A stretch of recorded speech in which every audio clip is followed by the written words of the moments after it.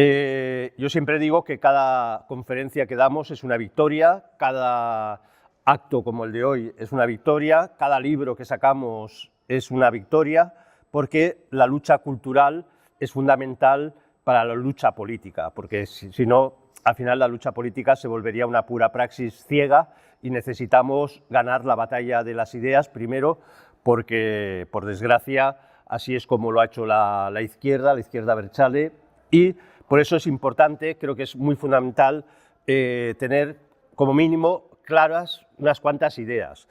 El tema que me ha tocado, que es Baskonia hispana, es un tema que evidentemente es inmenso, y voy a dar unas pinceladas. Además, es un tema que mucha gente piensa que es especialista, ninguno se pone de acuerdo y al final acabamos en discusiones más que inútiles. Pero, bueno, con toda libertad voy a exponer una serie de ideas y así quedarnos con digamos, con la falsificación del imaginario colectivo abertzale y con argumentos para poder, pues tranquilamente, sin ningún complejo, poder derrotarlos dialécticamente. Hay una obra de Monseñor Zacarías Vizcarra, que es Baskonia españolísima, del cual prácticamente he tomado el título, escrita en el 36, recién acabada la guerra, y yo creo que esta es una obra básica, casi para sabérsela de memoria. Es una respuesta, pues, frente a esa cultura del nacionalismo que pretende dar una imagen que no es. Por cierto, Vizcarra fue el inventor, entre comillas, de la palabra hispanidad. Un vasco es el que, frente a la idea del Día de la Raza, dice, no, esto es mucho más que celebrar el Día de la Raza, aquí hay que celebrar la hispanidad.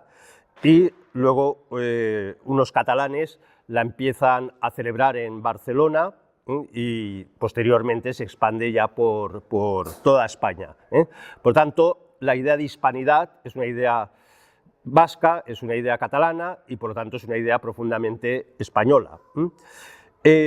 Para entender el nacionalismo vasco podríamos hacer cosas o decir cosas muy eruditas, pero casi mejor a veces valen más las anécdotas que nos dan ese tic, esa clave, que a veces se nos escapa. Y no se me ocurre otra anécdota que la del hermano de Sabino Arana, Luis, un personaje no tan conocido, pero muy influyente sobre su hermano.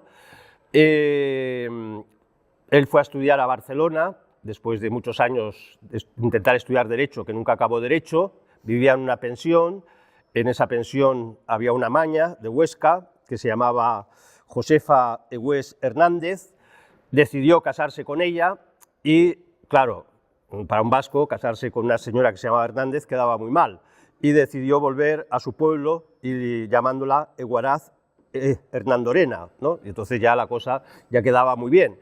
Claro, a partir de aquí pues ya podemos imaginar que el delirio de lo que es el nacionalismo.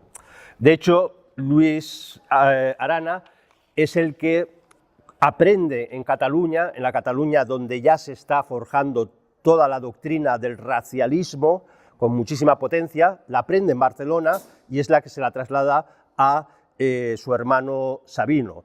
Por lo tanto, también podemos decir que este racialismo nacionalista, abertzale, ni siquiera nace en la propia Vascongadas, nace en Cataluña, está llegando desde Alemania, desde el romanticismo inglés. Bueno, y Luis, bueno, se lo lleva para allá.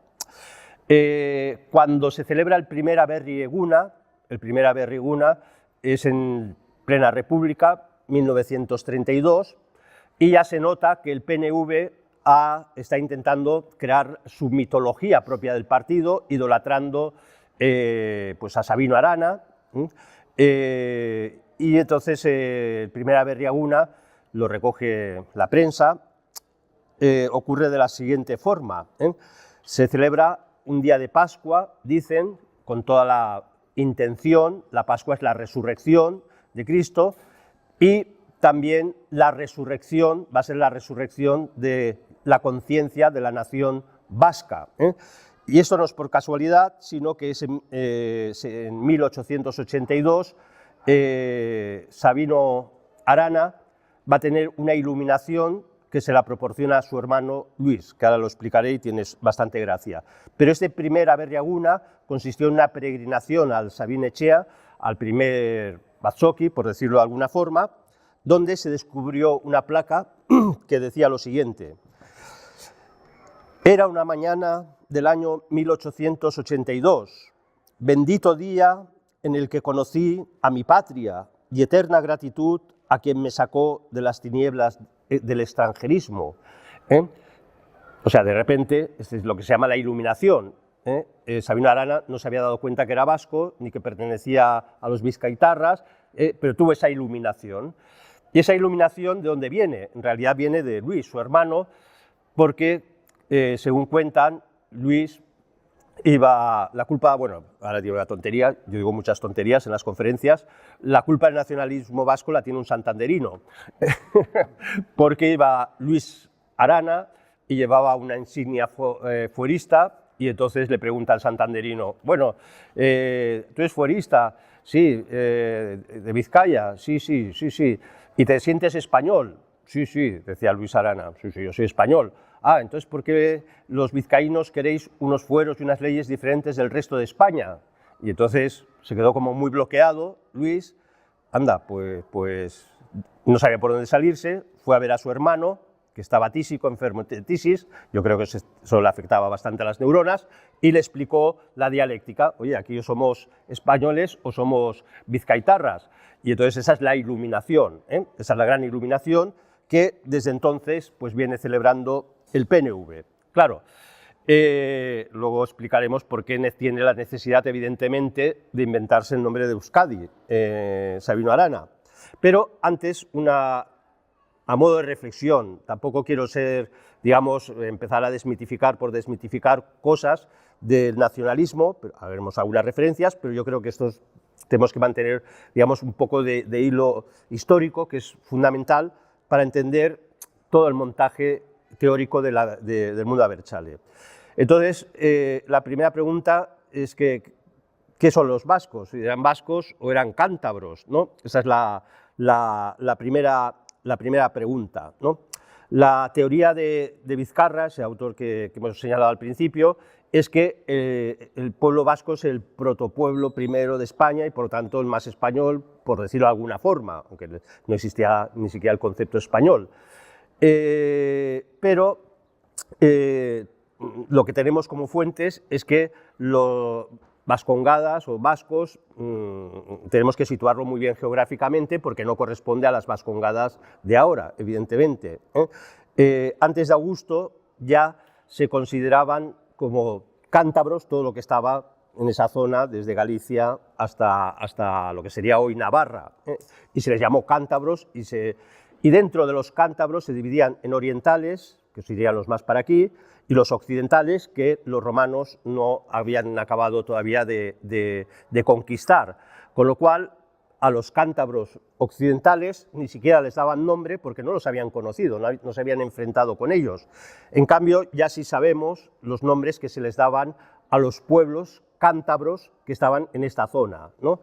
Pues en la zona de Navarra, los vascones, o sea que los propios, digamos, si hay vascones, originalmente son los navarros, porque los bárdulos serían los guipuzcoanos, bueno, y así sucesivamente, los caristios serían los guipuzcoanos, y bueno, y había una serie de pueblos que nunca se llamaron propiamente vascos y nunca se llamaron, como veremos, ni siquiera esta zona Euskal Herria. Esto es un neologismo del siglo XVI, es algo súper tardío.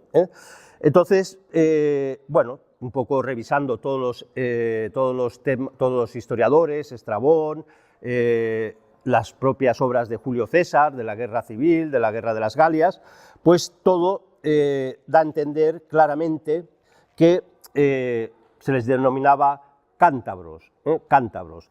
Y por eso, cuando el pueblo cántabro, entre comillas, vascón, se va extendiendo gracias a la romanización y tiene su capital en Calagorris, que que es Calahorra, vamos a encontrar sorpresas. En Calahorra, en Logroño, al lado del Ebro, enfrente de Logroño, hay un monte que se llama Cantabria, y tiene hay unos restos arqueológicos de lo que era una fortaleza, y que dices, ¿qué hace tan lejos de Santander, ¿no?, algo que se llama Cantabria? O en Álava tenemos la Sierra de Cantabria, se llama así, Sierra de Cantabria, que recoge pues desde Burgos, Álava, va hasta Pamplona, y dices, ¿qué hace aquí la Sierra de Cantabria? Los toponimios nos sirven muchísimo para ver cómo se estaban distribuyendo esos pueblos, esas poblaciones, que, insisto, evidentemente no tenían conciencia ni de nación vasca ni de pueblo vasco, porque cada uno era de su padre y de su madre. Entonces, esto es un tema que es bastante interesante, porque, claro, si no, ¿cómo lo diría yo? Si no hay conciencia de pueblo vasco, de hecho, los romanos y ya las primeras, con la Reconquista, ya las primeras merindades castellanas, etcétera, llamaban a los bárdulos, o sea, lo que serían los guipuzcoanos ahora, Claudit Hispania, eran los cántabros que cerraban España, o sea, tenían clara conciencia. Julio César dice, la Aquitania linda con Cantabria. Dices, aquí todo el mundo le está, esto es Cantabria, ¿no? Bueno, claro, como el lío era tal, el pobre Sabino Arana se tuvo que inventar Euskadi, ¿no?, un nombre. Pero es que además esta es como una segunda visión, él lo dice, fijaros, dice, teóricamente el pueblo vasco tiene miles de años, se esconde en la profundidad de los tiempos, y de repente Sabino Arana tiene una iluminación y dice, he aquí un pueblo singularísimo que no tiene nombre. Ostras, somos un pueblo desde hace 1000 años, o 2000 o 100.000 años, y no tenemos nombre todavía, porque claro, están unos que dicen los bárdulos, los no sé qué, y nosotros, y claro, como a él le sonaba lo de Euskal Herria, pero insisto, es un neologismo del siglo XVI, porque curiosamente hasta el siglo XVI, XV-XVI, no se empieza a escribir en euskera, no se escribe, es simplemente hablado, ni hay gramática hasta el siglo XVII de euskera, por lo tanto es súper tardío. Entonces Sabino Arana pues se inventa esa famosa expresión de Euskadi, que no hay por dónde cogerla, porque eusko tiene como una referencia al sol, euski en euskera sería sol, entonces eusko se lo inventa, bueno, Sabino Arana se lo inventaba todo, entonces era del sol que le pone el sufijo di, que refiere a una comunidad, entonces sería la comunidad teóricamente del sol. Pero Sabino Arana, que no sabía hablar vasco, sus padres no se lo habían transmitido, por lo tanto no sabe euskera como lengua materna, sino de castellano, pues no se dio cuenta que el sufijo di se refiere a una agrupación vegetal, es una yedal, es un pinar, bueno, entonces eusko, y por gramáticas euskadi, la traducción, con esto se divierte mucho Unamuno, dice Euskadi, que significa literalmente bosque de plantas solares, ¿no? Entonces Euskadi es un bosque de plantas solares, lo cual demuestra o que bien es verdad que son un bosque de plantas solares los abertzales, o que Sabino Arana no tenía ni idea, la más mínima idea de euskera, como luego volveremos a repetir. Piensen que los mitos que se han ido haciendo sobre el euskera llegan a tal nivel que es insospechable. No tenemos tiempo en esta conferencia, todos han oído o han visto una película de un hecho real, que son como para que los japoneses en la Segunda Guerra Mundial no desencriptaran los mensajes, utilizaban a los indios navajo, y la lengua era tan complicada que se quedaban descolocados. Pues el nacionalismo vasco hizo correr que en el desembarco de Guadalcanal se utilizó el euskera para despistar a los japoneses, y además inventan un tal Frank Carranza, que evidentemente no hay ningún registro histórico de que este tío existiera, pero bueno, queda fantástico que gracias al euskera se ganara la Segunda Guerra Mundial como legitimación de que el propio partido, el PNV, cuando ya ha perdido la guerra, una sección pues se va a ver si se alía con Hitler y a ver si Hitler les promete el protectorado que los ingleses le habían negado, ¿no? Esto es evidente. Bueno, podíamos seguir hablando. Hay un mito que es el mito del vasco indómito, ¿no? Nunca fuimos romanizados. Esto es absolutamente falso, porque todos esos cántabros orientales que vendrían desde la frontera de Vizcaya con Cantabria hacia Navarra, pues evidentemente fueron profundísimamente romanizados, muy romanizados. Por cierto, a veces uno cae en la tentación de cuando ve el equipo del Atlético de Bilbao, como va de rojo y blanco, dice, bueno, pues mira, me reconocen su sentido cántabro. Bueno, la cosa es más tonta, porque pidieron a Londres, pidieron unas camisetas, creo que amarillas, un color así, y no había, y les trajeron unas rojas y blancas, y dijeron, pues bueno, nos quedamos con estas, y este es el origen de la camiseta del Atlético de Bilbao. Pero aquí está clarísimo que hay una idea de un País Vasco que no fue romanizado. Evidentemente fue romanizado, como decía, tan romanizado que posiblemente supone el sustrato hispano-romano más potente que muchas otras partes de España, porque cuando llegan los godos, que los ven como arrianos, extranjeros, pues los vascos se levantan contra los godos. De hecho, los reyes godos, cuando juraban su cargo de rey, pues siempre decían, o en las crónicas ponían, dominaron a los vascos, porque había una especie de decir, todos los vascongados siempre están en guerra contra nosotros, pero no estaban en guerra por defender su nacionalidad vascongada, que no tenían conciencia de ellos, sino porque tenían conciencia hispano-romana y los godos eran unos extranjeros, arrianos, no católicos, que habían llegado y había que combatirlos. Y el pobre Rodrigo, cuando llegan los musulmanes por el sur, precisamente está combatiendo en el norte a los vascongados. Bueno, esto evidentemente, cuando entran los musulmanes, y como ya se han convertido los godos, pues hay las alianzas famosas para combatir a los musulmanes, con lo cual también volvemos a encontrar esa idea de reconquista, esa idea de la herencia hispano-romana, que ya la tenían más que asimilados. Como pruebas tendríamos muchísimas, pero ya he dicho se conocían perfectamente los romanos, los pueblos de los cántabros orientales, porque ya los habían romanizado. Los otros que no habían llegado no sabían que existían asturianos, no sabían que existían otros pueblos, porque no habían llegado siquiera. Entonces hay una cosa, como una pequeña anécdota, estas tropas vascas o vascores son utilizadas, están tan romanizadas que Augusto se los lleva como cuerpo de corps para Roma, por tanto tenía digamos, sus pretorianos serán vascos, también, por cierto, de la zona catalana, bueno, de lo que luego será Cataluña, y además los utiliza también para defender Roma, por tanto la fiabilidad era total.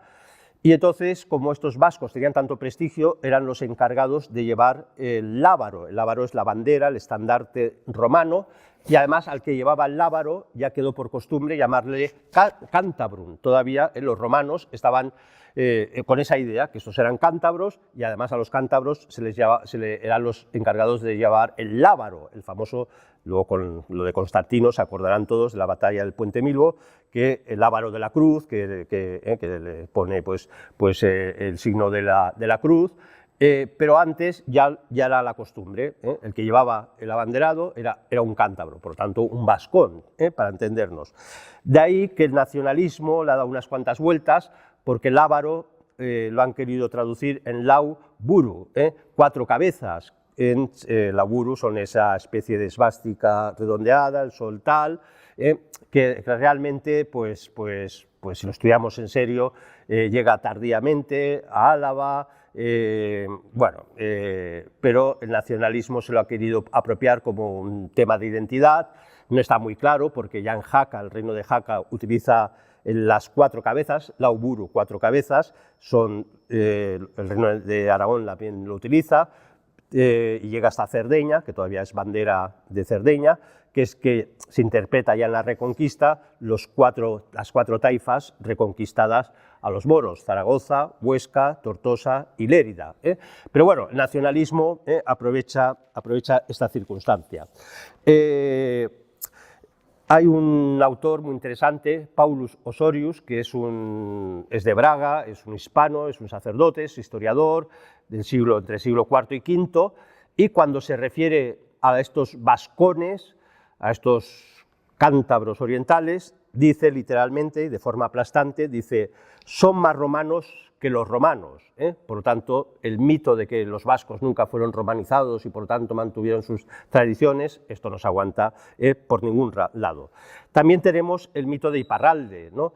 El país vasco francés, porque en el imaginario nacionalista, bueno, esto se lo encuentra uno en todos los nacionalismos que empiezan en finales del XIX, principios del XX, incluso anteriormente, era muy típico que para explicar el origen de un pueblo, sobre todo vascongadas y sobre todo también ocurre mucho en Cataluña, se recurre a el episodio bíblico de Noé, donde Noé tiene 3 hijos, Jafet, Cam y Sem.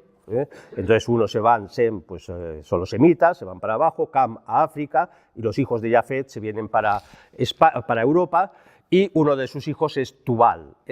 Y pues el nacionalismo catalán pues dice, Tubal llegó a Tarragona, y la prueba es que en la catedral hay una tau, una T, y entonces nosotros somos descendientes de Noé, ¿no? Pero los vascos pues también eran descendientes de Tubal, con lo cual Tubal debía tener muchas, por ahí, muchas amantes, porque hay muchos pueblos. Bueno, dicho esto, claro, la idea del nacionalismo vasco es que ese pueblo que va corriendo, bíblico, y se expande y ya se queda pues, entre lo que serán 2 futuros estados, España y Francia. Bueno, esto no es así, porque no hay constancia por toponimia ni de que lo hubiera, entre comillas, bárdulos o vascones en la zona de la Aquitania, hasta muy tardíamente, de forma muy tardíamente, y es un momento que queda recogido históricamente por San Gregorio Turense en el siglo IX, que se registra por primera vez que son los vascos los que invaden la Aquitania, invaden Francia del Sur, y a partir de ahí ya se instalan. Por lo tanto, el mundo abertzale, que se queja de que son invadidos y que son agredidos y tal, bueno, llegaron ahí a lo que es ahora Iparralde, arrasaron, porque se ve que hicieron una masacre, no dejaron población y se instalaron ellos. Y por eso toda esa zona de la Aquitania se le llama también Gasconia, porque es Guas, en francés, Franco era Guasconia, el Gascón, el Gascón. Por lo tanto, pero esto es muy tardío, no es que fuera una población primitiva desde el principio de los tiempos ahí asentada, no, esto es una cosa bien estudiada, que ha creado el mito de Iparralde. Otra idea importante, otra idea fuerte que hay que tener es que Castilla nace en Vascongadas. Esto suena muy raro, pero es así. Para entendernos, todavía Castilla no es un reino, Castilla, bueno, ni siquiera es medio condado, bueno, está ahí forjándose Castilla todavía, lo que es fuerte es el reino de Navarra. Y entonces, pero en ese momento ya se van viviendo las invasiones musulmanas, que además iban todas subiendo por el Ebro, y entonces los astures deciden crear una especie de tapón que va a ser Álava, y a partir de ahí, pues cogiendo una parte de Logroño, de La Rioja, Álava, incluso una parte de Burgos, y llegando casi hasta Navarra, se hace una primera hilera de castillos. Esto lo hemos llamado, ellos no lo sabían, no lo llamaban así, la primera Castilla, porque castellus es castillo, en plural castella son castillos, entonces sería como la primera hilera defensiva. Cuando ya han resistido al Islam, se construye más arriba otra línea de castillos, ya tocando Burgos, tocando otras poblaciones, Amaya, etc.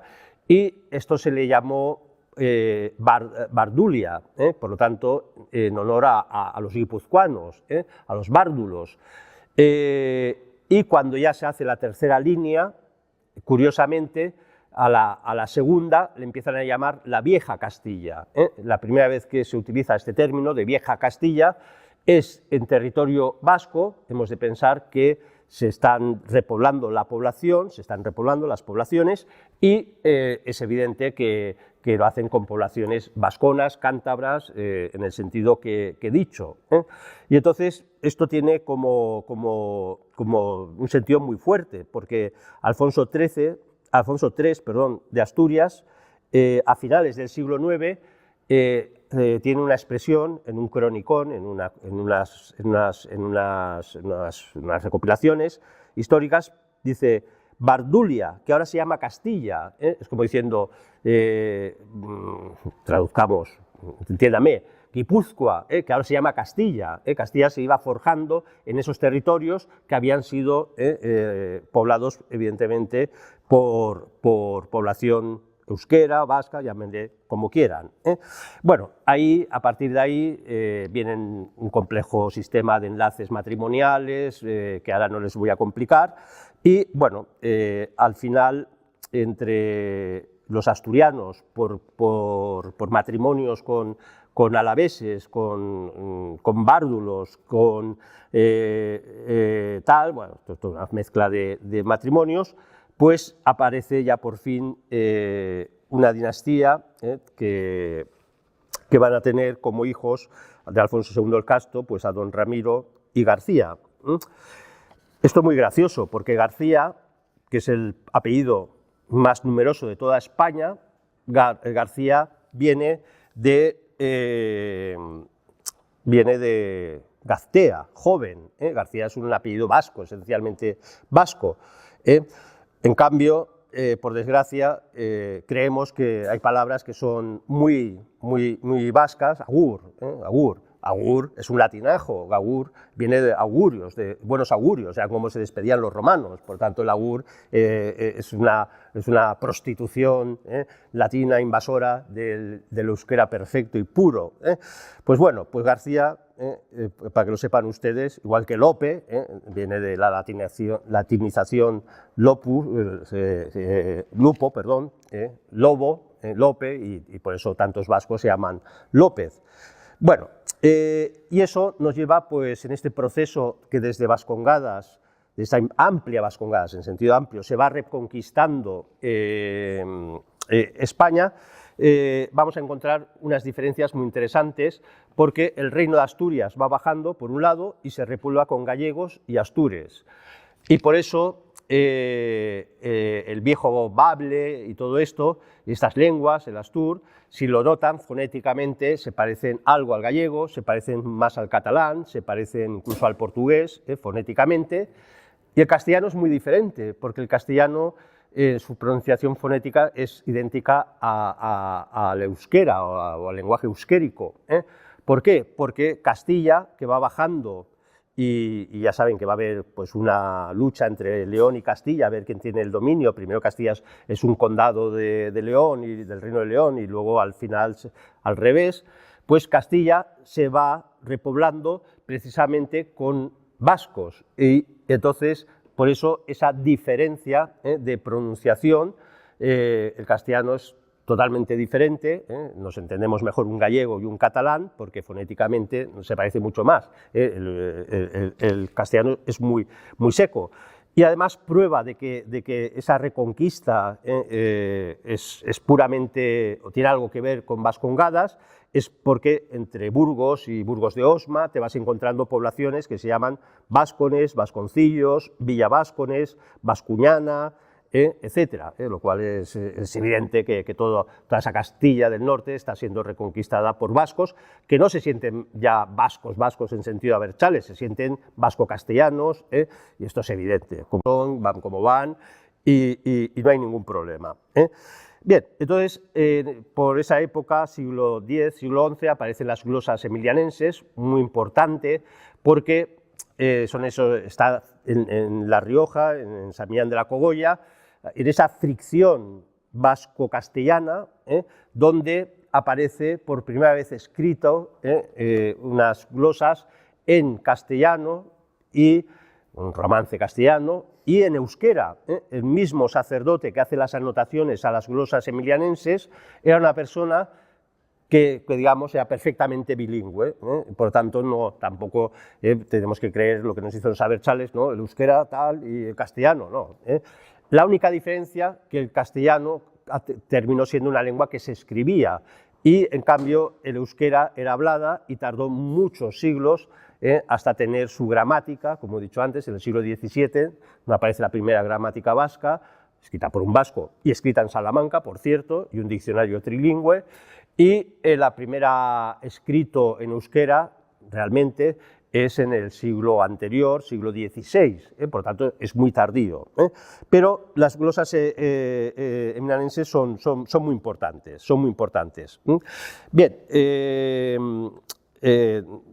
no quiero alargarme. Otro punto es cómo se incorpora ya como en nuestro imaginario, las provincias vascongadas, aunque no lo eran, a Castilla, y se hace de forma natural, nada de invasión, nada de Guipúzcoa, todo el pueblo está a favor, primero se parte, porque Guipúzcoa era la frontera entre esa nueva Castilla y Navarra, que era un reino muy poderoso, y los guipuzcoanos eran el colchón, entonces primero se parten, luego ya al final todo el pueblo, menos la nobleza, se va con Castilla emocionada. En Álava pasa lo contrario, la nobleza pues desea ser castellana y se pasa a Castilla. Y en Vizcaya, pues Vizcaya, ¿qué les voy a decir? Es la novia de Castilla, vamos, es una relación de amor, vamos, ni Romeo y Julieta, o sea, es que no solamente López de Haro funda Bilbao y tal, y bueno, toda la saga, los López de Haro están en la batalla de Tolosa y 2 siglos después fundando Bilbao y 100 años después combatiendo brutalmente a los moros y ayudando en la reconquista en el norte de África. Bueno, por una serie de lazos matrimoniales, el señor de Vizcaya, Juan de Castilla, pues asume el señorío de Vizcaya y se integra, y todos contentos. Tan contentos que bueno, lo único que tiene que hacer el rey es jurar los fueros de Vizcaya y sabe que ahí va a tener unos súbditos absolutamente fieles hasta la muerte.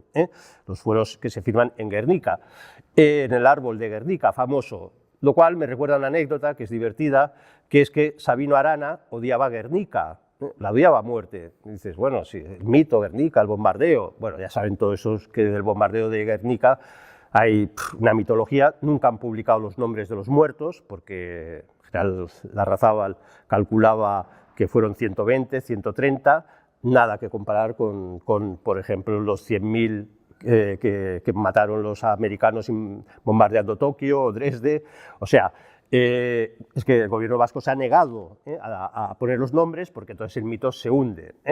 Y además pensemos que el bombardeo es el 26 de abril del 37 y Picasso ya tiene el 4 de mayo el cuadro ya hecho, un cuadro de 300 kilos, no sé cuántos metros, de 30 y pico metros, ya lo tiene hecho en una semana. Oiga, esto no es así, el cuadro ya estaba inventado, ya estaba pintado.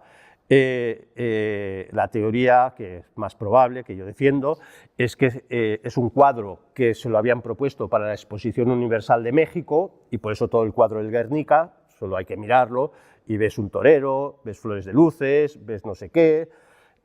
A los mexicanos no les gustó nada, se lo devolvieron a Picasso y Picasso dijo, ¿qué hago con esto? Y como bombardearon Guernica y había una exposición en París, pues dijo, pues esto va por Guernica.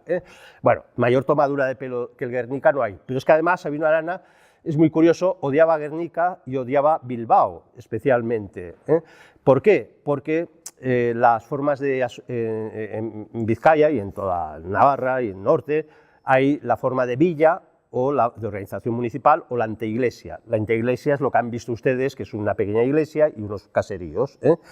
Y Sabino Arana decía, el verdadero vasco es el de la anteiglesia, el aldeano, el basastarra, ese es el verdadero, los demás no sobran, no son vascos de verdad, no son vizcaínos, bueno, no utilizaba el término vasco, no son vizcaínos, y tal. Y entonces, claro, dice, Bilbao está lleno de maquetos, y dice, si no hubiera existido, si López de Haro no hubiera fundado Bilbao, qué felices seríamos los vizcaínos. Pues imagínense Vizcaya sin Bilbao, estarían todos muriéndose de hambre, ¿no? Pero qué felices seríamos los vizcaínos, lo dice así, literalmente.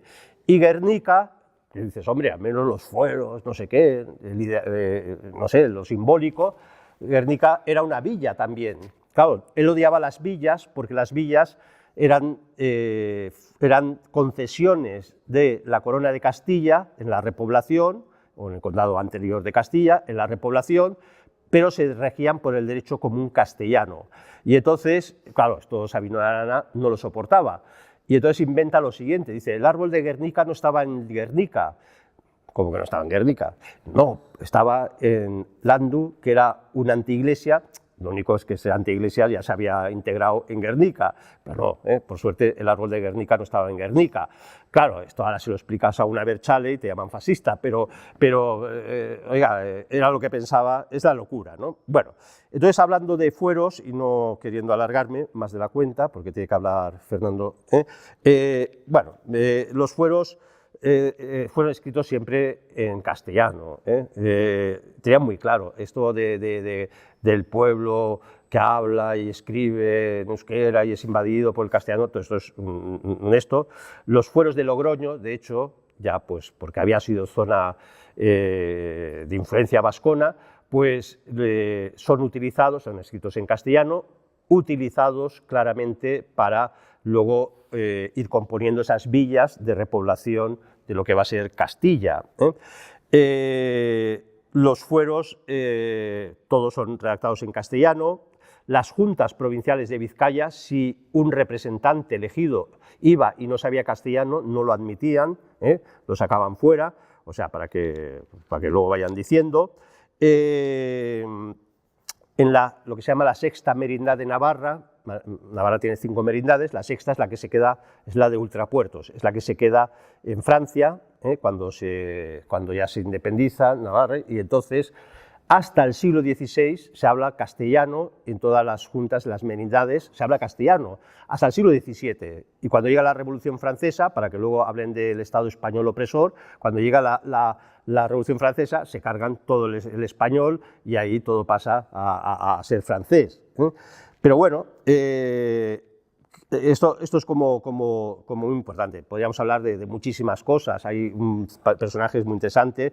El padre Cardaveraz, que fue amigo del padre Hoyos, si alguien no lo conoce. El padre Hoyos es el que tiene aquella visión del Sagrado Corazón que dice: reinaré en España con más predilección en otras partes. Y este cura vasco se carteaban, y es el primero que predica por primera vez en Bilbao que el Sagrado Corazón triunfará en España con más veneración que en otras partes.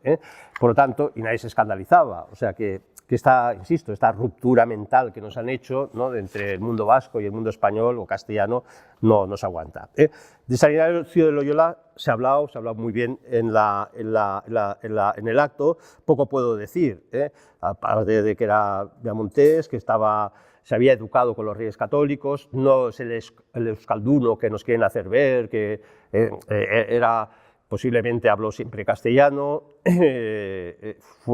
su conversión potente fue en Cataluña. En Cataluña escribió un tratado de 80 páginas en castellano romance, escribe los ejercicios espirituales en castellano. En Calabria, cuando intenta llegar a Tierra Santa, todo el mundo dice que habla castellano romance, o sea, posiblemente no habló nunca euskera, posiblemente, y por lo tanto, y esas reflexiones que has citado muy bien, esas citas de esa españolidad, por la defensa de lo que es la monarquía hispana, y todo eso lo tenía más que claro. Por lo tanto, no me va a entretener porque ya se ha hablado de eso. Los vascos participaron en todos los proyectos de Hispania. Luego Unamuno lo recoge en una frase muy impresionante, en América sobre todo. Yo les recomiendo, hay un libro que es irrefutable. Son 5 volúmenes que son de Segundo de Ispizua, es la historia de los vascos en el descubrimiento, conquista y civilización de América. Solo con estos volúmenes desarticulas todo el imaginario del nacionalismo, porque hay evidentemente buena parte de la escuadra hispánica, de la monarquía hispánica, se forja en los puertos que los reyes permiten que tengan el norte de Vascongadas. Cuando Fernando III toma Sevilla, mucho antes de que los vascos se hayan integrado en Castilla, participan como si fueran castellanos. Colón en la Santa María era propiedad de Juan de la Cosa, que era vizcaíno y se le apellidaba así, Juan Vizcaíno, y toda la tripulación prácticamente de la nao Santa María, que acompaña a Colón, eran vizcaínos. Bueno, así Blas de Lezo estuvo, por cierto, en el famoso 11 de septiembre de 1714 en Barcelona, defendiendo la causa borbónica, que por cierto ahí perdió una pierna y ya con un brazo, y con 26 años ya estaba tuerto, cojo y manco, y la guerra que dio después, y todos sabemos, ya lo hemos leído muchas veces por las redes, que lo que dio Churruca, muere en la batalla de Trafalgar de forma superheroica, también sesgada una pierna. Zumárraga, que es el primer obispo de México, Durangués, es el que lleva la primera imprenta a México, instala la primera universidad, es el que recibe al indio Juan de Diego, que ha tenido la visión de Nuestra Señora de Guadalupe. Encontramos vascos sin parar, no me voy a alargar. En la batalla de Lepanto también es fundamental. Ahí participaban muchísimos catalanes, pero Domingo de Zabala pues, estará en la Galera Real con don Juan de Austria y con Recasens. Hay el que construye la nave, que es Alzate de Fuenterrabía, es el que construye la nave de Juan de Austria, y luego es el capitán de la nao del Papa. Bueno, es tan importante que incluso hoy en día en el Hórreo hay los rebondillos, que es una especie de alarde donde todavía se celebra. Es muy especial porque solo participan 12 o 14 personajes vestidos de época que digamos, recuerdan la batalla de Lepanto, o sea que todavía han quedado como esos restos de tradición, que evidentemente los vascones, pues los traversales quieren aberrar. Y ahora vamos a hablar de las Astuense. El Astuense es una cosa muy divertida, porque he dicho que el pobre Sabino Arana no sabía hablar vasco y por lo tanto se lo tenía que inventar todo, hacía ver que estudiaba, pero no tenía ni idea. Tenía un amigo que era Resurrección María Azcue, un sacerdote, eran amigos, pero Azcue sí que era vasco hablante, además era muy inteligente, estudió mucho y hubo una cátedra hubo una oposición para una cátedra de la Diputación de Vizcaya para lengua euskera y la gana Azcue. Entonces, claro, Sabino Arana, ya a partir de ahí, ya fue su enemigo mortal, y entonces le acusaba a Azcue de estar inventando el azcuense, ¿no? Como una lengua propia. Y claro, como Azcue sabía demasiado, le acusó a Sabino Arana de estar inventando el astuense. Asto en vasco es burro, estás haciendo una burrada de calibre, ¿no? Le vino a decir. De ahí que el pobre Sabino Arana tenía que inventárselo todo, los nombres, como bien saben. Bueno, es terrible. Hizo un Padre Nuestro en su euskera que se había inventado, ¿no? Y no lo entendía nadie. Ningún católico en euskera que lo había rezado todavía dice, no entiendo esto cómo se reza, ¿no? Cambió el sistema vigesimal, que era euskérico, por el decimal, que era castellano. Bueno, se empieza a inventar los nombres. Coldo, que se lo inventa de un germánico antiguo, que es Clovis, y sobre todo recoge nombres del pobre Navarro Villoslada, que era un carlista, que escribe una novela romántica, que ya, como saben todos, es Amaya, y los vascos del siglo VIII. Claro, ahí todo el mundo le dio vamos a los nombres, ¿no? Hasta entonces todo el mundo, si cogen parroquialmente, siglo XIX, siglo XVIII, siglo XVII, todos los vascos se llamaban José, se llamaban Juan, se llamaban... Pero Sabino Arana, y el nacionalismo vasco, recoge de esta obra, que era una novela. Navarro Biosladá no era nacionalista ni nada, era un carlista, era patriota, era español, pero bueno, Amaya, Amaya no es un nombre, no es Santa Amelia ni Santa Amalia, no, Amaya es un juego de palabras que es Amai, el final, y el A es el artículo, el final. Y hay un personaje que es Eiser, que es el principio. Entonces toda la novela es una lucha entre los vascones teóricamente paganos dirigidos por Aitor, de ahí sale toda la mitología esta de los abertzales de ahora, ¿no?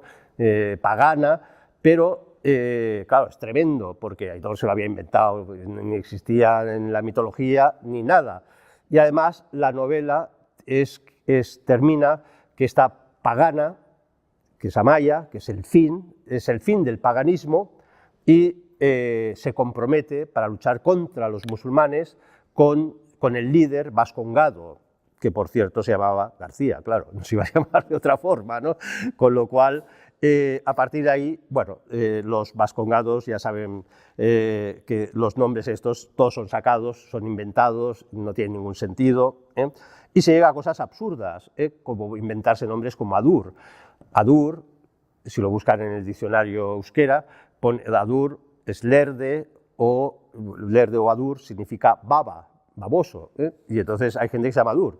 Y yo voy a Google a poner Adur Martínez, a ver qué aparece, y no aparecía un Adur Martínez, pero aparecía un Adur Ramírez, que es uno de esos chavales condenados por lo de Alsasua, y entonces yo pensando, hombre, a este chaval le tienen que decir que sus padres le han puesto baba de nombre, ¿no? Que baboso, ¿no? Que alguien se lo diga, ¿no? Porque el pobre debe sufrir mucho, ¿no?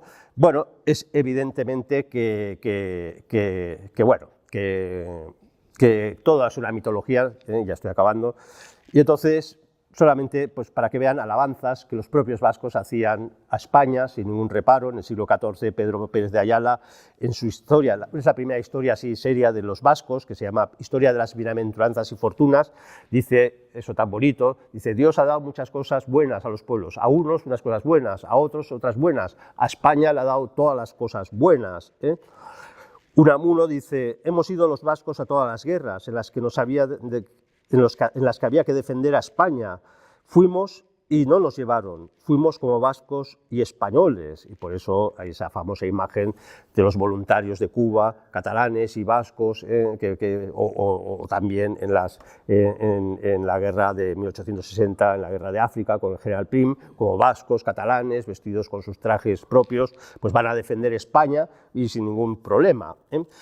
Y ya acabando, pues la última, pues una poesía muy bonita que escribe el secretario de Felipe III, que es un guipuzcoano, Adán de Ayarza y Zubieta, y dice así, y resume un poco lo que es la conferencia esta: O Vizcaya cantabriana, todavía estaba la conciencia de que cántabro y vasco era lo mismo, o Vizcaya cantabriana, academia de guerreros, origen de caballeros, donde toda España mana, del origen de toda España.